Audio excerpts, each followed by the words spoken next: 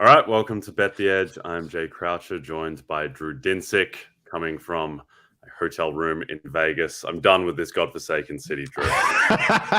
ready to get on the plane in 5 hours. That was cannot pass soon enough, but I am intact. My voice is intact, so I'm going to give you everything I've got left. We're going to be joined in a few moments by Nick Kostos of You Better You Bet to handicap the AFC Week 18 matchups that will determine the wild card matchups next weekend. We'll also price out the current NFC wild card matchups and some theoretical ones. And then we'll wrap with our favorite bet of Sunday. But how was your night last night, Drew? It was okay, and although I got another winner, I had bet the three-way. Was Jay going to leave Vegas of his own choice, or was he going to be asked to leave Vegas? And he was going to leave of his own accord, and so that's a winner in my book. There, you're not being, you as an advantage player. Sometimes you don't know, it's not always your choice when you are leaving Sin City, but that's okay. No, the NBA was okay for me last night. Ended up with a split 1-1. Jazz, kind of an easy winner. There were some moments where it was in the balance, and then Magic with just a heroic second half comeback, and Paolo Banchero with a clean look for the cover from three, couldn't convert, and ultimately Magic lose by 8 was a loser.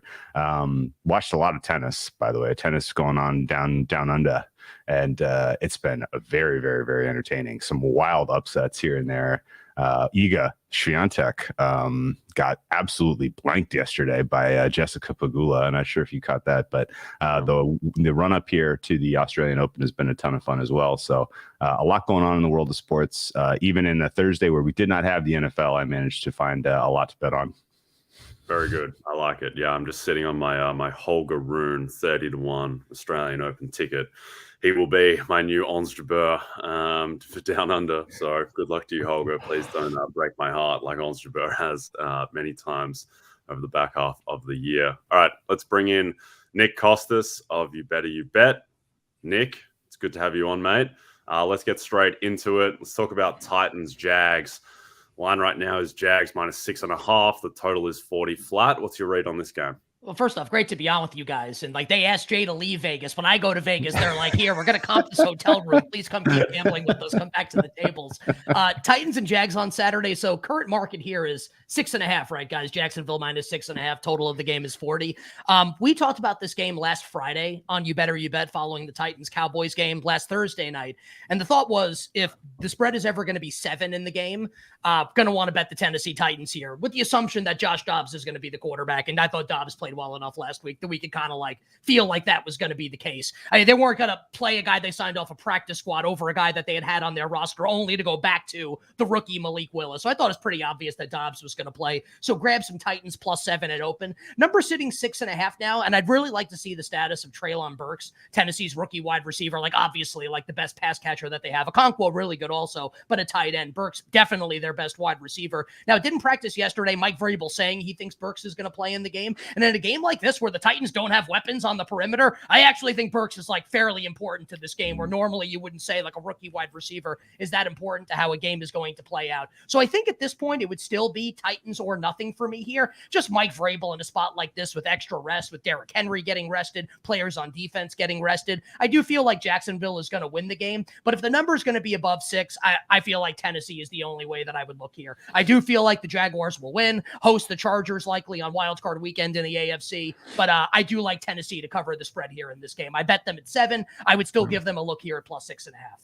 Yeah, we're in the same boat here. Again, I'm wearing my Jaguars gold. We need this AFC South ticket to come home. We would love to see them make some noise in the playoffs. That's not Jaguars gold. You're wearing mustard right now. This is, you remember when they had the mustard color rush? This is straight out of that package. But no, ultimately, would love to see the Jaguars win and clinch the South.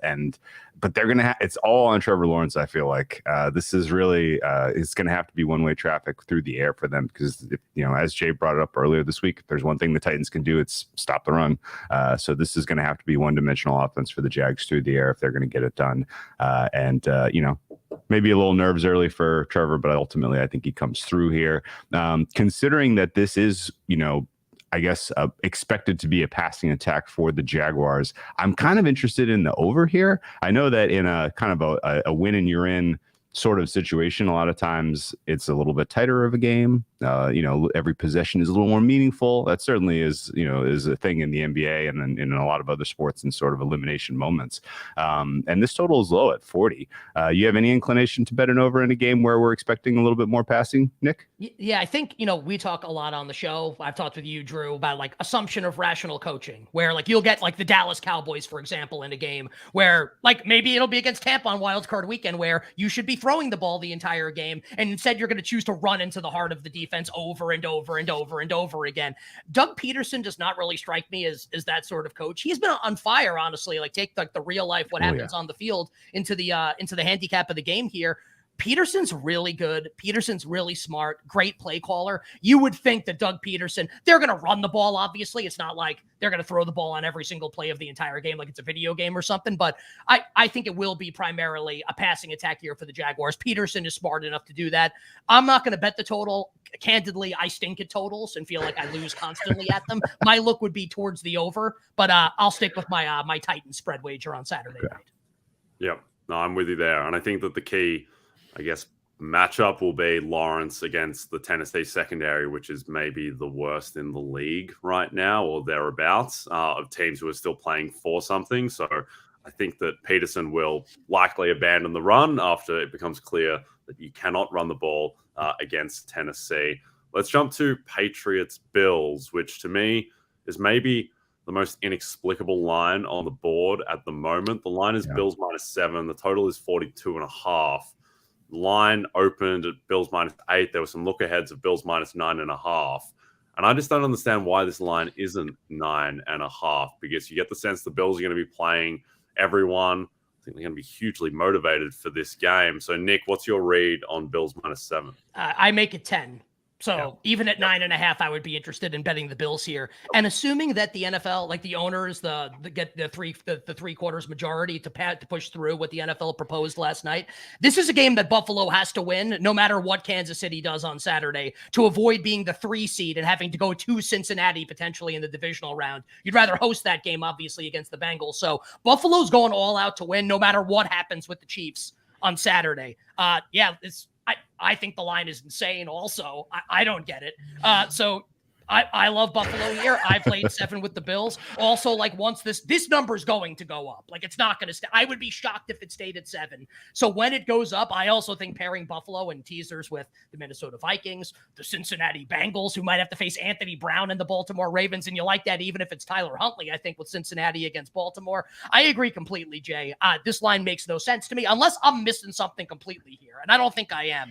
It's going to be an insanely emotional crowd on Sunday in Buffalo. It's already an insane crowd in Buffalo to begin with in Western New York with the Bills fan base. I think the emotion kind of carries through here. And also you have the fact that aside from the one win game that they played last year on Monday night, Josh Allen marches up and down the field on this Patriots defense. And I see no reason why that wouldn't continue here. I love the Buffalo Bills. Can't wait to see how I'm wrong on Sunday, but I love Buffalo.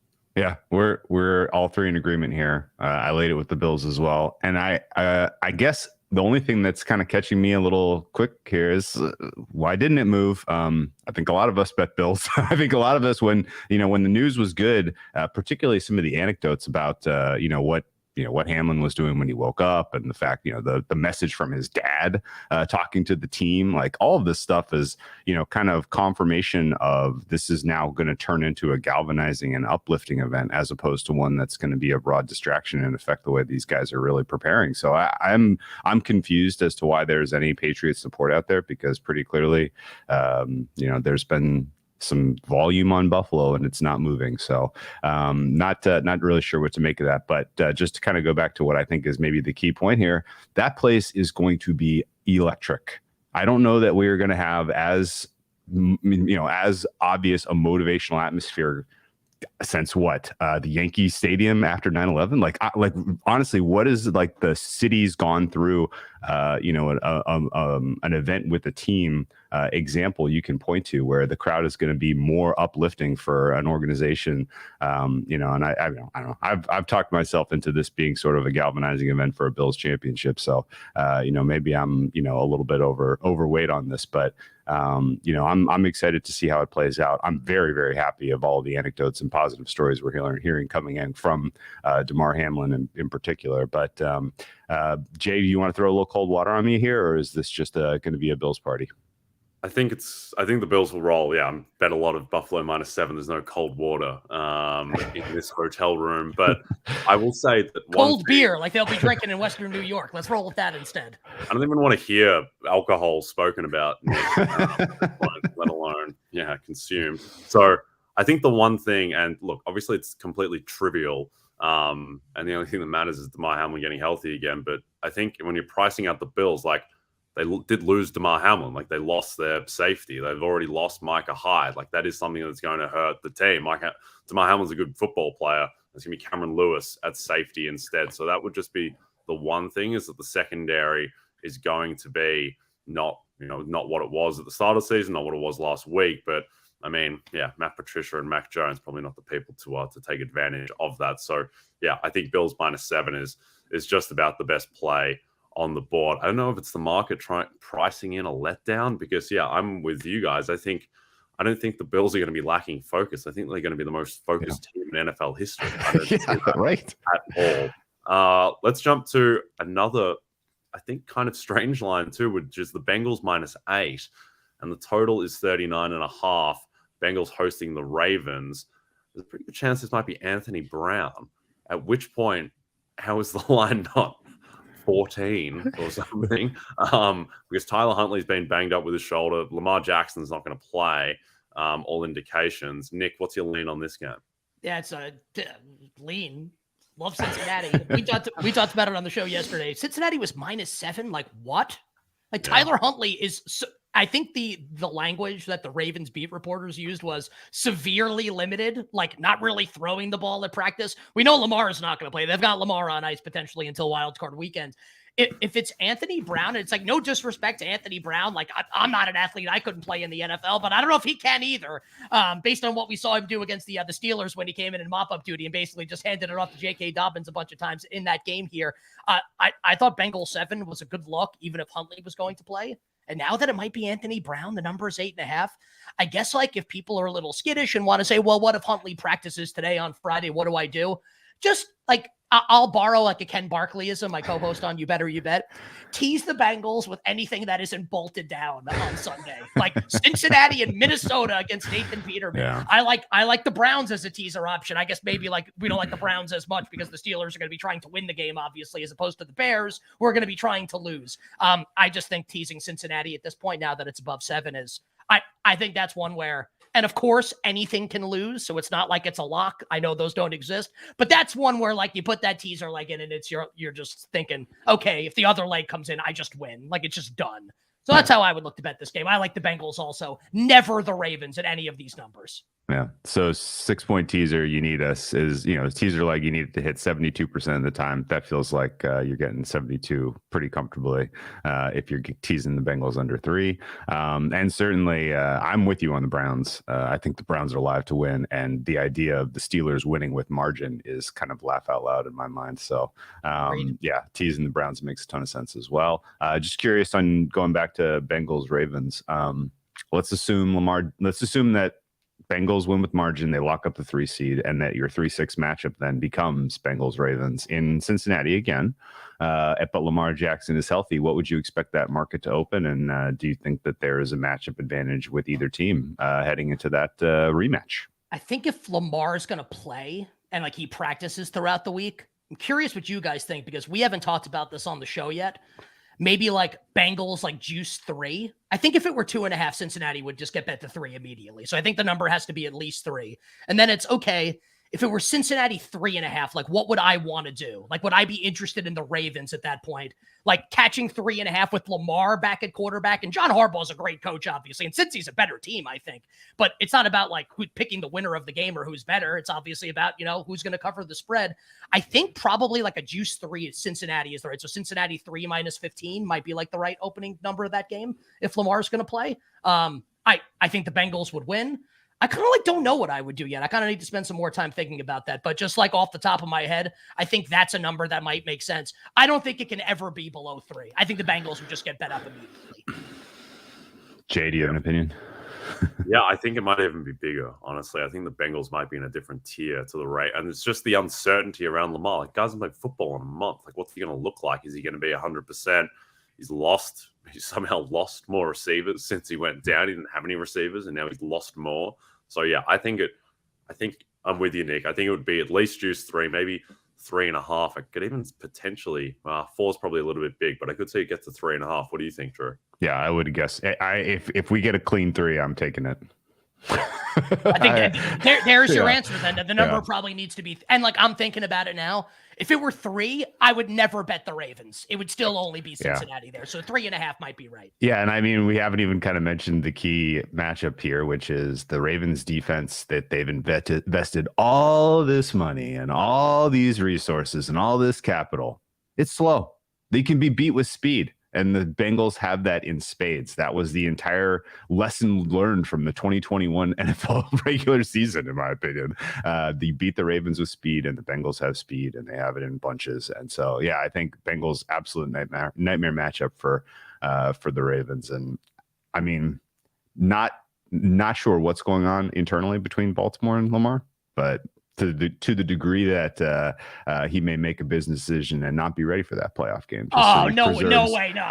No way. Because right now his value is like, because the narrative's already started. Didn't play the final month of the season last year. Hasn't played the final month of the season this year. If he plays, like, he doesn't care about the team. He's trying to make as much money as possible. He needs to show up and show out in the postseason to try and get his money.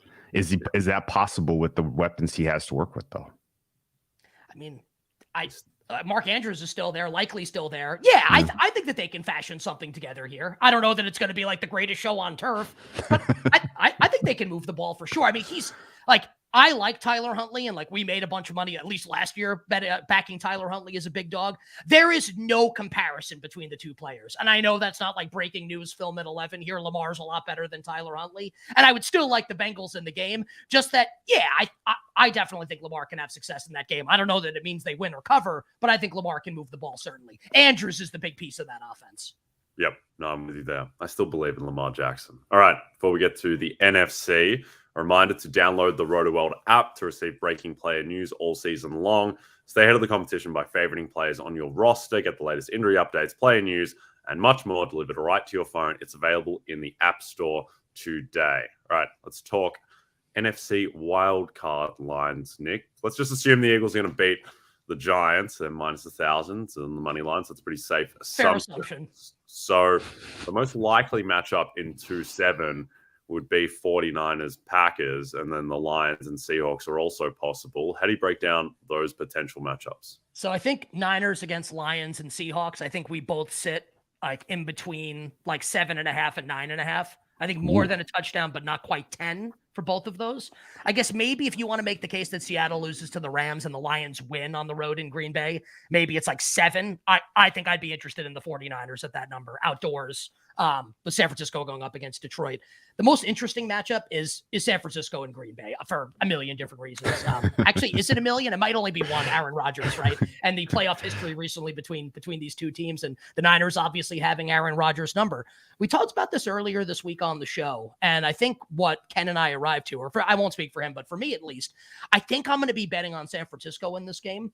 So if Green Bay beats Detroit, rides off into the sunset of the regular season here on this win streak, winning in national television, makes the playoffs. The assumption is that Rodgers will probably play well, and the narrative is going to build, Rodgers against, Mr. Irrelevant, the 7th round rookie, Brock Purdy. The Packers might get more market credit than like I think they should. And maybe, guys, this is like Niners -4 or Niners -4.5. I think the number in the game should be at least 6. I think this is a potential like railroading San Francisco to Green Bay, not like apples to apples like the NFC Championship game was a couple years ago in San Francisco and the Niners just ran the ball down their throat. I don't know that it would play out exactly like that. I think San Francisco is just like 1 through 53, so much better than the Packers. And I think like looking at this Packers run here, you can poke holes in a lot of what the Green Bay Packers have done here and like give them a lot of credit if they end up overcoming like what happened earlier in the season to make the playoffs. I just think it's a big time step up in class. So I think like like anything under 6, I'm interested in San Francisco. I think it's probably going to open in like the 4.5 range though. And I would personally disagree with that. Not that I have to be right. That's just kind of like what I'm thinking ahead of like the point spreads coming out on Sunday night. I think that's a fair read. I mean, if I'm a bookmaker, I'm hanging it in the dead zone and I'm letting the market tell me, do I need to go to 6 or 3.5 here? And a lot of it is going to depend on how Aaron Rodgers specifically looks and that offense looks, because most of their run to this point, I don't think anyone's been fooled. It's been a little fluky. It's been a lot of defense, been a lot of turnovers, been some special teams. Concussion. Concussion. It hasn't really been we talked about it a million years ago. What was the event? Oh, it was Hurts. Hurts goes down, and then that day I was on with you guys, and we were going on and on. Who really benefits from this? And you killed it. It was like, dude, the Packers are 100-1 to win the NFC. This is insane. Like, they might have to go through Brock Purdy and Gardner Minshew on the way to the NFC title game. Like, this is wild.